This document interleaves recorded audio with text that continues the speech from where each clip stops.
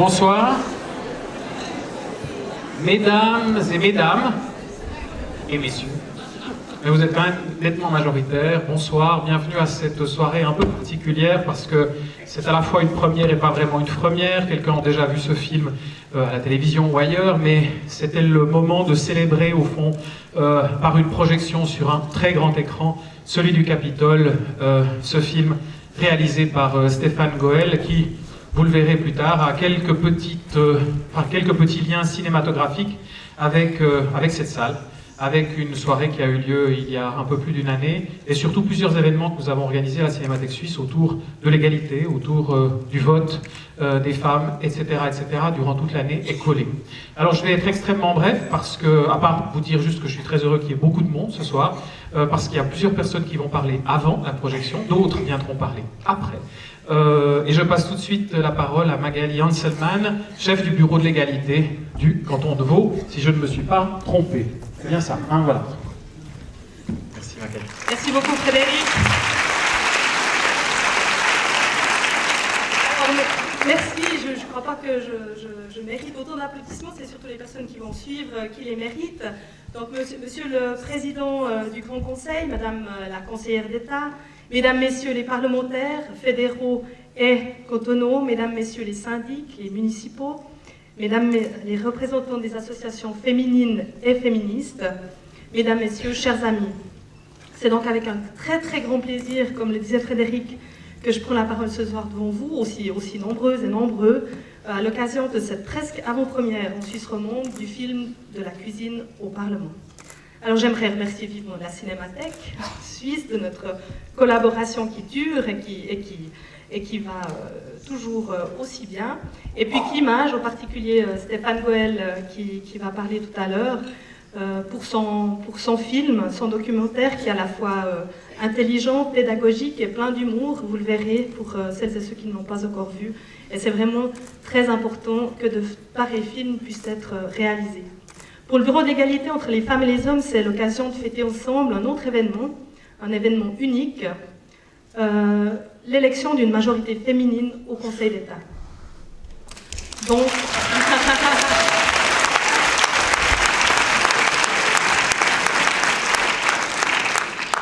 en effet, au niveau national, il n'y a qu'un taux de 23% de femmes au gouvernement cotonneau et de 25% dans les parlements cotonneaux. Le canton de Vaud a donc été, encore une fois, pionnier, hein, comme le 1er février 1959, en octroyant le droit de vote aux femmes. Le film que nous propose Stéphane nous rappelle à quel point les questions liées à l'égalité sont régulièrement dépriorisées ou même carrément oubliées.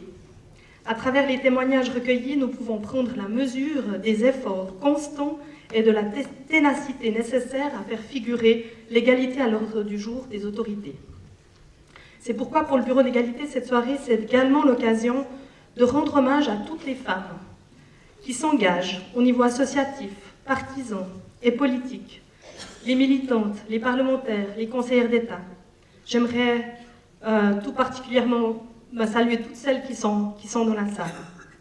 Mesdames, Messieurs, nous sommes les héritières et les héritiers de ces efforts et de ces luttes. Dans une certaine mesure, le prochain gouvernement vaudois, avec une majorité de femmes, les femmes seront aux premières loges pour fixer elles-mêmes le calendrier et les priorités à venir. J'aimerais saluer ici les élus de cette nouvelle majorité, toutes n'ont malheureusement pas pu venir ce soir, par ordre d'ancienneté au Conseil d'État. D'abord, j'aimerais citer Madame Anne-Catherine Lyon, chef du département de la formation, de la jeunesse et de la culture, Madame Jacqueline de Quattro, chef du département de la sécurité et de l'environnement, responsable des questions d'égalité, Madame Béatrice Métro, chef du département de l'intérieur, et finalement, Madame Nouria Gorité, qui nous fait l'honneur et le plaisir d'être avec nous ce soir et qui rentrera en fonction le 1er juillet comme chef du département des infrastructures et des ressources humaines. Je propose que nous nous levions, toutes et tous, pour les applaudir très fort et leur souhaiter tout bon pour cette législature.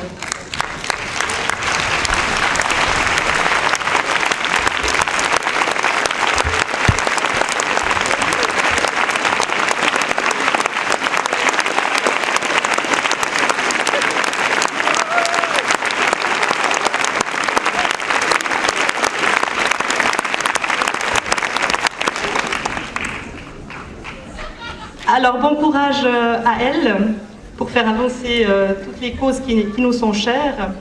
Pour soutenir cet événement, nous avons pu compter sur le soutien du Grand Conseil de la cuisine au Parlement, on disait, qui a très gentiment offert le vin d'honneur à l'occasion de cette soirée qu'on aura le plaisir de partager ce soir.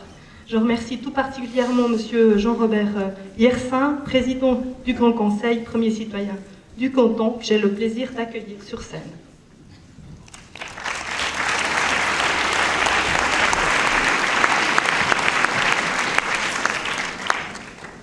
Merci Madame Hanselmann.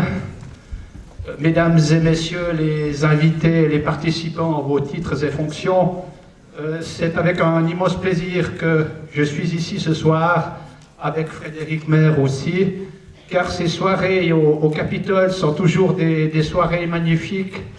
La dernière, c'était pour votre spécial.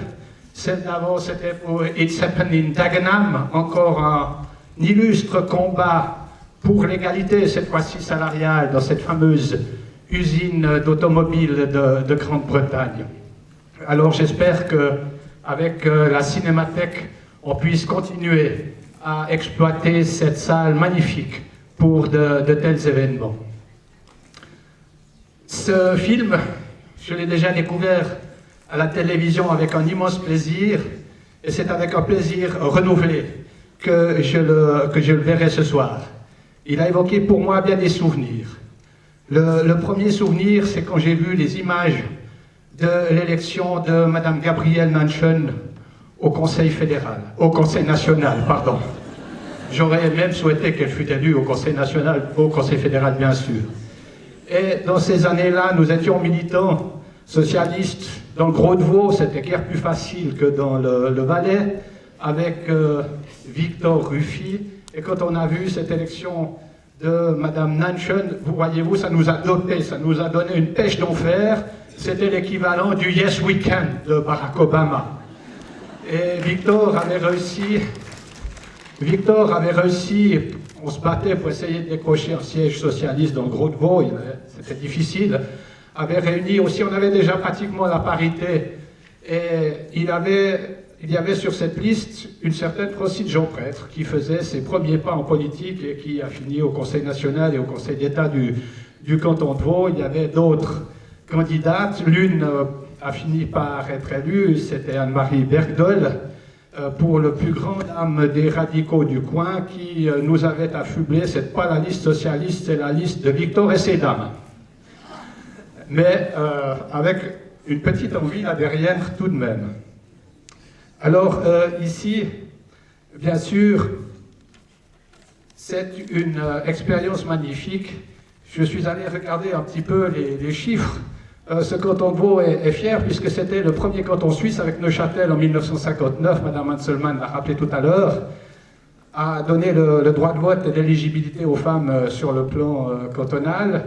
Et aux élections de 1962, elles étaient seulement 13 sur 197 à être élues. Et après, ça a mis beaucoup de temps, puisque jusqu'en 1986, ce nombre a stagné autour d'une vingtaine, quelquefois un petit peu plus de 20, quelquefois un petit peu moins. En 1986, il y a eu un petit essor, c'est monté à 31, et après, on est monté en 1992 à 40, et c'est resté à une quarantaine, de nouveau avec des petites variations jusqu'à aujourd'hui, mais la proportion a augmenté puisque le Grand Conseil est progressivement passé de 200 à 180, puis à 150 députés. Mais on est encore loin de la parité.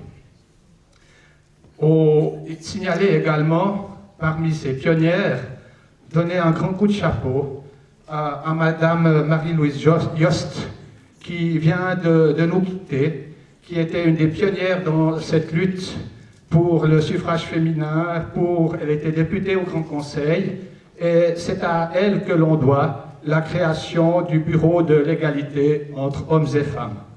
Alors un grand coup de chapeau à cette grande dame qui vient de nous quitter.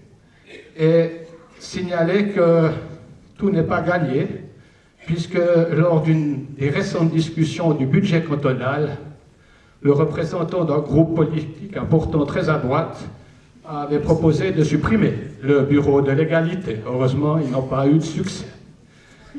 Dans cette longue lutte, signaler aussi des personnalités telles que Madame Danielle Yersin, première femme occupée un poste important dans l'administration, première de secrétaire général et pas n'importe lequel, c'était celui des finances. Et Madame Danielle Yersin a ensuite poursuivi une brillante carrière. C'était, je crois, la première femme élue au haut tribunal fédéral. Donc le canton de Vaud est assez fier dans cette lutte féminine au Conseil d'État. C'est Madame Jacqueline Morer-Madior qui était la première femme élue au Conseil d'État dans le canton de Vaud en 1997. Elle a siégé jusqu'en 2007. Et vous verrez, c'est assez typique, je ne me rappelle pas si ça sort dans le film, mais les commentaires d'alors par rapport au fait que Madame Morer, conseillère d'État très compétente, n'était pas universitaire. Mais on ne se serait jamais permis ce genre de commentaires pour ses collègues masculins. Il y en a aussi, et bon nombre d'entre eux, qui n'avaient pas de diplôme universitaire. Donc il y a beaucoup de chemin qui a été fait, mais il reste encore beaucoup de chemin à faire. Ce chemin, nous devons le faire ensemble. Et peut-être pour la conclusion, j'étais cet après-midi à l'Assemblée générale de la BCV. Il y avait le conseil d'administration qui trônait sur une magnifique estrade haut placée. Et sur les 15 membres de ce conseil d'administration, il n'y avait qu'une seule femme, et encore je crois qu'elle n'a été élue et désignée que l'année dernière. Alors bien que les Vaudois aient l'habitude d'appeler gentiment leur épouse la patronne, peut-être que le prochain film de M. Bron sera de la cuisine au conseil d'administration. Je vous souhaite une très bonne soirée. Merci, M. Yersin. Avant d'accueillir Stéphane Goël, encore la parole à quelqu'un sans qui ce film ne serait probablement pas arrivé. Chargé de programme de l'unité documentaire de la RTS, Radio-Télévision Suisse, Gaspard Lamunière. Merci Frédéric. Je vais faire très court d'abord pour remercier les organisateurs de la soirée de nous permettre de voir ce film qui était destiné principalement au petit écran, de pouvoir le voir sur un grand écran, ce qui est une chose merveilleuse toujours en particulier pour les cinéastes, je crois. La deuxième chose, c'est que le film de Stéphane est dans une longue série, je dirais, de collaborations que nous avons, la télévision avec la société de production lausannoise Climage, avec lequel nous travaillons depuis fort longtemps, que ce soit pour l'émission Temps Présent ou pour nos cases documentaires, et que c'est une collaboration extrêmement fructueuse et qui montre que dans ce pays, il y a de très bonnes sociétés de production, de très bons producteurs et de très bons cinéastes. Et puis la troisième chose, c'est peut-être la plus importante, c'est que ce film va aussi dans la tradition de ce que nous souhaitons produire comme documentaire indépendant, c'est-à-dire des choses qui reflètent des pages plus ou moins récentes de notre histoire, politique ou sociale, et que Stéphane a réussi à raconter une histoire qui méritait de l'être, c'était important qu'elle puisse le faire, et qui aussi peut se faire grâce à la mise en valeur d'archives de la télévision, qui sont nombreuses et variées, et que cette mise en valeur est aussi un travail patrimonial auquel nous sommes très attachés. Voilà, donc je vous souhaite une excellente projection. Merci, Gaspard. Et last but not least, il a été cité plusieurs fois. C'est quand même le tour du réalisateur, de celui à qui on doit ce film, que je suis très heureux d'accueillir sur cette scène. Hein, voilà, lausannoise, rachetée dans la ville de Lausanne. Bienvenue Stéphane. Merci. Alors, bonjour. Non, très très brièvement. Alors, merci à nouveau à Frédéric de son accueil. C'est vrai, quand il m'a dit, mais il faut faire ça au Capitole, mais il faut faire cette projection au Capitole. J'ai dit, écoute, c'est un film qui a passé à la télévision, les gens l'ont déjà vu, ceux que ça intéresse, oui. Et voilà, je suis très très très heureux qu'il ait un peu insisté et qu'on ait fait cette projection ici. Donc merci à la Cinémathèque, merci à la RTS, à l'Office fédéral de la culture, au Fonds Reggio Film, à tous les gens qui ont contribué à soutenir financièrement ce projet, la Fondation vaudoise pour le cinéma. Et aux gens, aux archivistes de la Cinémathèque, Michel Dain, aux archivistes de la RTS, aux archivistes de la télévision suisse allemande et d'autres, la Fondation Gösteli à Berne, qui nous ont aidés à avoir accès à la médiathèque du Coton du Valais, à Martinique, nous ont aidés à avoir accès à ce matériel extraordinaire d'archives. J'aimerais encore vous dire que Climage, ce collectif lausannois dont a parlé Gaspard, s'intéresse quand même depuis pas mal de temps à des enjeux, des thématiques sociales et historiques. Je vais être complètement opportuniste et vous dire qu'on a installé un petit banc à l'intérieur, à l'extérieur, où vous pourrez acheter le DVD du film, mais aussi pour, si ça vous intéresse, hein, ça fait un très bon cadeau, on fait un bon prix ce soir, mais aussi un film consacré par mon collègue Alex Mainfish à la lutte pour le droit à l'avortement en Suisse, un film qui s'appelle Un délai de 30 ans. Et vous pouvez aussi acquérir le très beau film de Emmanuel de Riedmatten consacré à Carole Roussopoulos, cinéaste et militante féministe. Voilà, après le film, il y aura une petite discussion avec quelques-unes des protagonistes du film qui sont présentes. Et après, on pourra boire et fêter. J'aimerais juste vous présenter encore les 3 membres de l'équipe du film qui sont présents ici. Malheureusement, Janine Weber, la monteuse, n'a pas pu venir. Elle doit s'occuper de ses enfants. Ouais, incroyable. On va penser que son mec aurait pu s'en charger. Elise Schops, qui est directrice de production, Carole Pirker, la journaliste, et Bastien Genoux, le chef opérateur du film. Voilà. Merci à eux.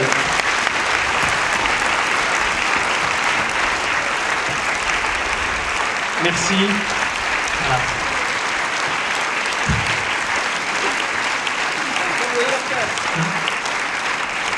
J'ai comme ça envoyé leur tête, parce que c'est vrai qu'à nouveau, on travaille dans un collectif, Climage, et puis on fait des films toujours, avec plein de gens qui sont d'accord de nous ouvrir leur cœur, leur mémoire, leur histoire, et puis des gens qui sont capables de recueillir ces cœurs, ces mémoires et ces histoires, et puis on ne fait jamais les choses tout seul. Merci, bonne projection. Merci Stéphane, et on se retrouve juste après la projection ici même, avec plusieurs de celles qui ont vécu et raconté cette histoire. Bonne projection.